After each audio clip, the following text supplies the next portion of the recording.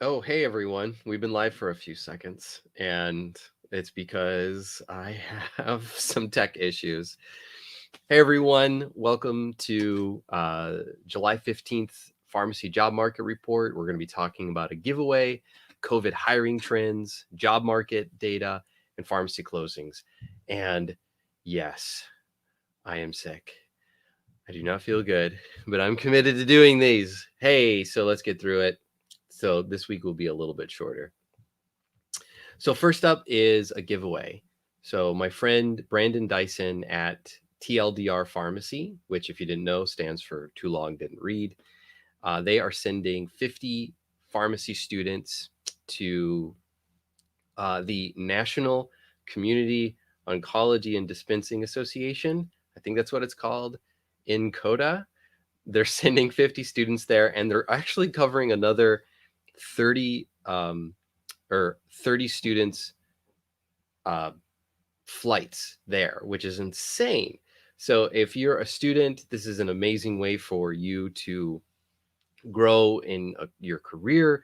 This is an amazing opportunity. We'll put a link. You'll see it below here for you to apply. It's at thehappypharmd.com/NCODA. Um, I just can't believe Brandon's generosity on this. This is amazing. So way to go. Um, okay, so next we want to talk about COVID hiring trends. So, in the last few months, what we've been observing is that the hiring, fiasco that has been going on, I think it's finally dying down. Numbers show that pharmacy job openings have decreased pretty significantly in the last 2 months. So, what I would presume that we're now seeing is a lot of those jobs, a lot of the extra staff that we're seeing, those positions are either going to be eliminated, let go, or be brought down part time or even less hours. If you have a COVID job, definitely be prepared for change. Don't wait because the number of job options that are available, according to the data, is really decreased. In fact, I want to share my screen here for a second. Actually, let's make that bigger. As you can see here in the last 7 days, in America alone, there's been about 1,400 new pharmacist jobs that have been posted. Majority of them are full time, but many aren't defined. And what's interesting is that if you saw last week's report, we actually saw a huge increase last week in health systems jobs. But now it seems like we're back to a normal amount, percentage wise, of community jobs, 60% of them being community. That's actually about the average from what we've been seeing with our partnership in JobRx. They track all of these jobs, and it's our number one recommended job board that we do at the Happy Farm D. Majority of them being obviously pharmacist jobs, some clinical, and then um, supervisor jobs. And just look at this trend here. We're seeing lots and lots of jobs in the beginning of the year. These are all, we believe, mainly COVID related jobs, and then a huge drop off. This trend does tend to happen also in the summer. Not as many job openings available, but there are still opportunities out there. So those are the detailed numbers. And we wanted to talk about some closings. So, Intermountain Healthcare, which is a major hospital system in the West, mainly in Utah, they are closing about 25 pharmacies. This is a pretty big chain. The chain, I guess you could call, and it's not really a chain, but it's closing. Lots of pharmacists are going to be obviously out of those jobs, and they are transferring all of their prescriptions over to CVS. It's just following the trend from what everyone else is probably observing. Many of these smaller community hospital system pharmacies that branch off, they're not able to compete with the big chains.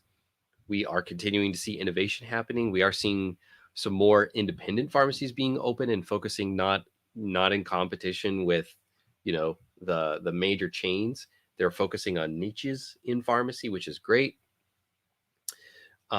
That's how we're going to grow. That's how we're going to change pharmacy. It's not by competing with the big dogs. And then one final feel good story of the week is from Drug Topics. A pharmacist named Peter Krekel shared his pharmacy journey over the last 40 years. And I thought it was just really heartwarming because he talked about how he's had three major job changes in his career, and it was never about money for him. It was always about working conditions. And he shares some stories from his career as well as a few other pharmacist friends of his. And I really loved his story. I really enjoyed it. I'd recommend you take it a read. You can check the link in, I believe, this post. And it was just encouraging because I think this is what we're seeing in large from most pharmacists. When we work with pharmacists one on one, I would say maybe 5% of the time, what the pharmacist really wants is more money. And that can be easily done either through negotiations, getting a new side job, starting up a side business. And that's all easy to do. But most of the time, it's all about conditions. It's all about, where they're at in their journey, what they really want to focus on as far as making an impact in the pharmacy, in the community, in the healthcare system. And my hope is that that's where you're at as well. If you're considering a job change, that it's about better working conditions. And Peter, I love his I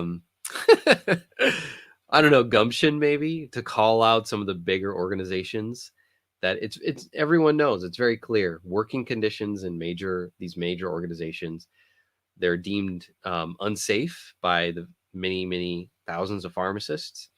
There's lots of health concerns. There's lots of negative concerns for their own health. And my hope is that we're going to make some changes there. But in the meantime, stay on the lookout for organizations that want to treat you right. Thank you for watching this week in Job Market Trends in Pharmacy. This is Alex Barker. I'm sick. And I hope you're doing well this week. And don't hesitate to reach out. Send me a private message. I'd love to connect with you. Hope you're having a great day. Thanks.